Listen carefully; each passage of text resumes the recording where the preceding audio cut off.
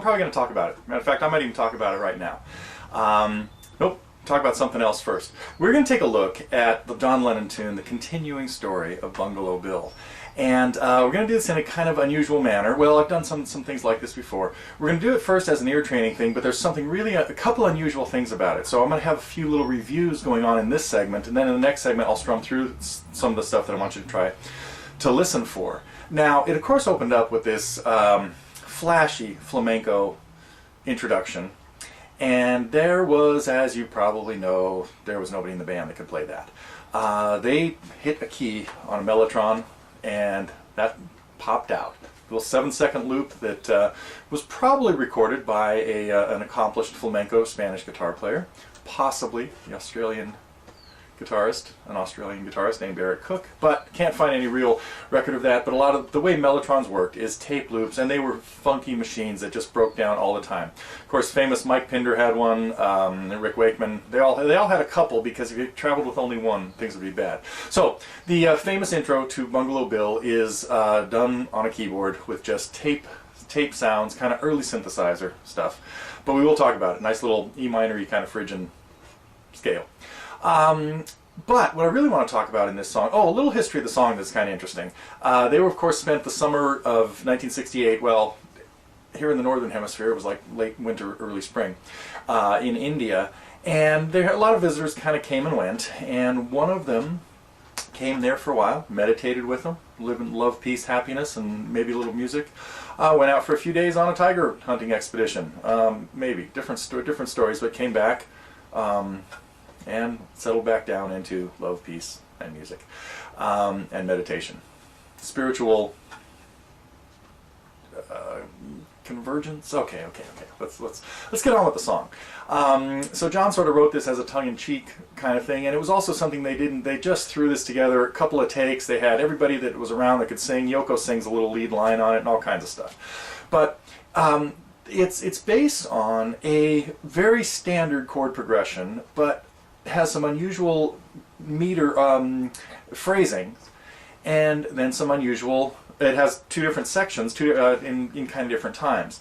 So in the next segment I'll play through them. But what I want you to try to hear first is standard 1-4-5 progressions. If I was in the key of D, D would be 1, G would be 4, and A would be 5. And if you heard a progression like this,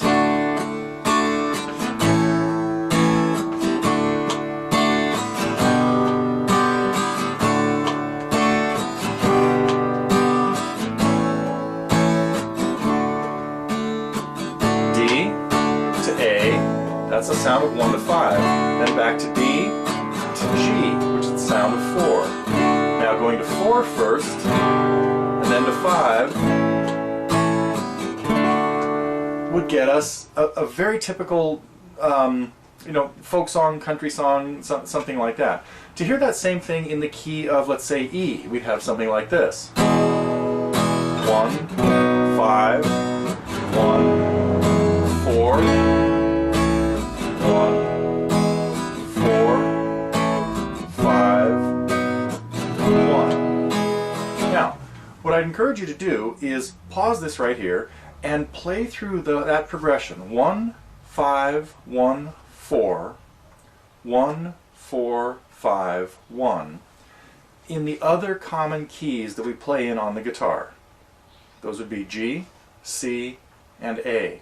Those 5 keys, along with D and E, are keys that we play, that most guitar songs are written in, and most songs, or a lot of songs, only use those 3 chords, chords 1, 4, and 5. Okay, so in the next segment what I'll do is play through what happens in Bungalow Bill, and hopefully you'll hear a connection between what you've been practicing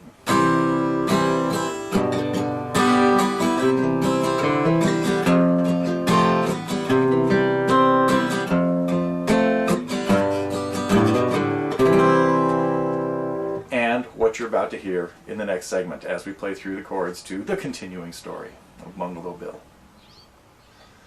Well, that was the first segment of a lesson I put together on John Lennon's tune Bungalow Bill, The Continuing Story of Bungalow Bill.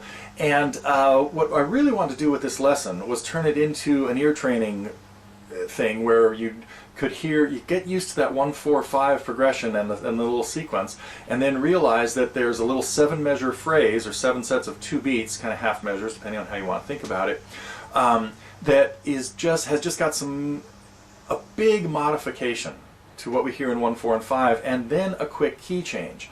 So there are a lot of hearing obstacles in this song, and so this lesson was done without a chart, without lyrics, without anything, really just to get you to try to figure it out and understand what's going on. And there's even a little segment that breaks down the what is it?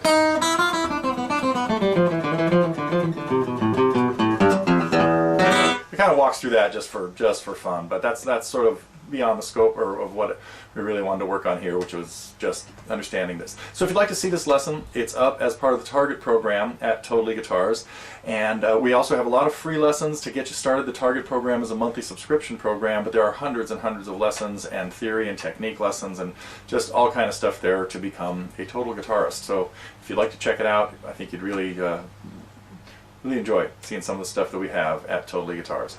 So come visit us when you can.